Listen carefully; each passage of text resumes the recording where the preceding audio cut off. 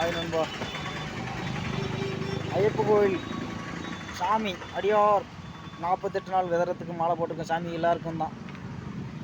ஐயப்பன் கோயில் சாமி வந்து மாலை போட சொல்லிச்சா? நான் கேட்குறேன், உனக்கு 48 நாள் பேசாமல் இருக்க முடியலையே, சீரட்டு குடிக்காமல் இருக்க முடியலையே. சீரட்டு குடிக்கிறதும் தண்ணி அடிக்கிறதும் ரெண்டும் சமம் தானேங்க. சீரட்டு குடிக்க முடியும். சீரட்டு வந்து அப்படி வாயில் வச்சு பூ பூ பூன்னு சின்னதுலேருந்து பெரிய ஆள் வரைக்கும் மாலை போட்டிருக்கான்னு தான் பேர். ஃபுல்லாக சீரட்டு வச்சு ஊதுன்னு ஊதுறாங்க. ஏங்க அதனால் சாமி ஐயப்ப சாமி மாலை போட்டுட்டு சீரட்டு தான் அடிக்கணும்னு சொல்லிச்சா? அடித்தாலும் போகல, வண்டியில் போகும்போதே பூத்துன்னு ஊதிட்டு போகிறாங்க. சாம்பல்லாம் கண்ணில் படுது. ஏதாவது இப்போ எக்ஸாம்பிளுக்கு வச்சுக்கோங்களேன், நான் குடிச்சிட்டு போகிறேன். இப்போ அவங்க ஐயப்பன் கோயிலுக்கு மாலை போட்டு கண்ணில் போட்டுச்சுன்னா அந்த சாமி என்ன சொல்லும்? மனசுனாக இருந்து பார்த்து பேசினோம்னா கண்ணில் போட்டால் அடுத்தவங்க ஏசுவாங்கத்தானே செய்வாங்க, யாராக இருந்தாலும்.